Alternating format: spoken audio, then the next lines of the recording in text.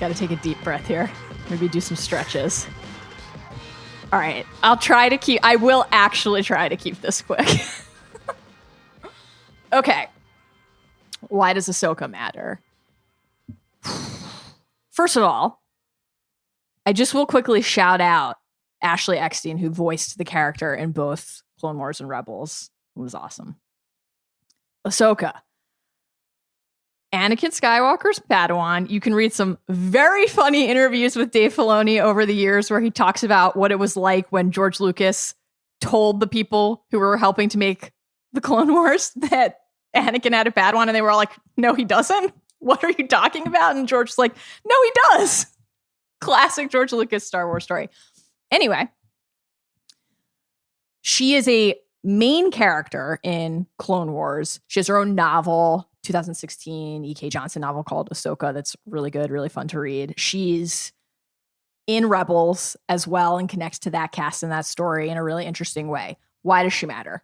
Top level summation here. First of all, she's a woman in Star Wars, and that means a lot to a lot of people. She is obviously introduced into the canon long after Leia, but I think in a lot of ways really paved the way for Rey. And I say that from the perspective of everyone trying to get back into the headspace where we all really remembered and appreciated how meaningful Rey's creation was, and not just the post-Rise of Skywalker malaise that everybody is in, right? Her relationship, again, to Anakin, really a defining thing in the show.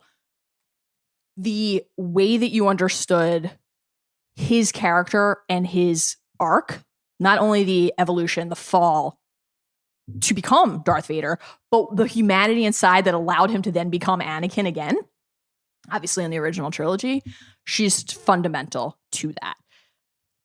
In part because, and this is a huge thing, she leaves the Jedi Order. So I don't know if you guys feel this way too, but one of the things that I'm always like slamming my head into my hand about when I watch Star Wars is like, Yoda, Mace Windu, can we just have a chat about like a better way to handle this, maybe? And then would we have Darth Vader? Would Palpatine have won? And the rigidity of the Jedi strictures and how many bad things happened because of that. And I think the really interesting thematic explorations that opens up about what happens when there's no room for subtlety or nuance in a person's life or how they choose to live that life, right? Ahsoka, I'll let people discover all of the plot points on their own, but spoiler, was falsely accused of something and left the Jedi Order in protest. She leaves very close to when Anakin eventually has his fall. And so you understand his fall totally anew based on what the loss of that relationship did to him. We get some very cool stuff in season 7 of Clone Wars, which was just on recently, that gave us a couple more entries into their relationship together. One of the most, and I mean this sincerely, this is not hyperbolic, one of the most exceptional duels, lightsaber duels in Star Wars history comes between Ahsoka and Vader in Rebels. It is animated, of course, and just the action of it, the pop of it, the flare, the color, it's thrilling to watch. And there's just like a gut-wrenching moment when I almost sent it to you guys, texted it to you earlier, and then I knew you wouldn't watch. When she breaks Vader's helmet and she can see, because she like can't accept that this has happened to her master and her friend, that this is really him, that this is what he's become.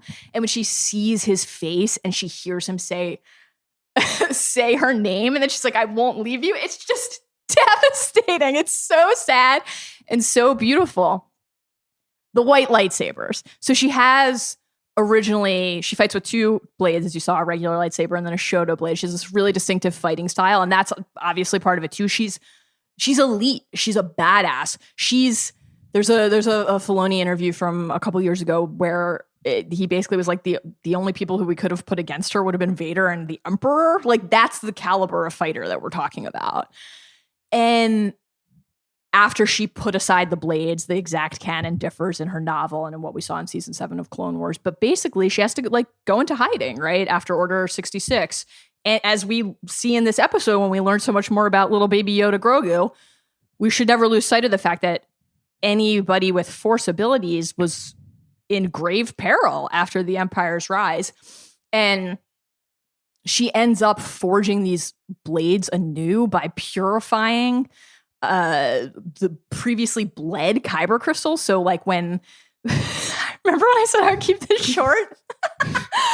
when we see a red blade, it's because a kyber crystal has been bled, like impurified. And so she purified them anew, and she has these iconic white saber blades that not only just look really cool and are fun to watch pop on your screen, but again, they represent that she is unique in the vast constellation of Star Wars. She has made different choices than people, and the ability to simultaneously forge these lasting and essential bonds with characters like Obi-Wan and Anakin, Ezra, Sabine, but also to choose her own path, to be an independent thinker, to not just accept what other people have told her, has made her very special to me, and I think to a lot of people.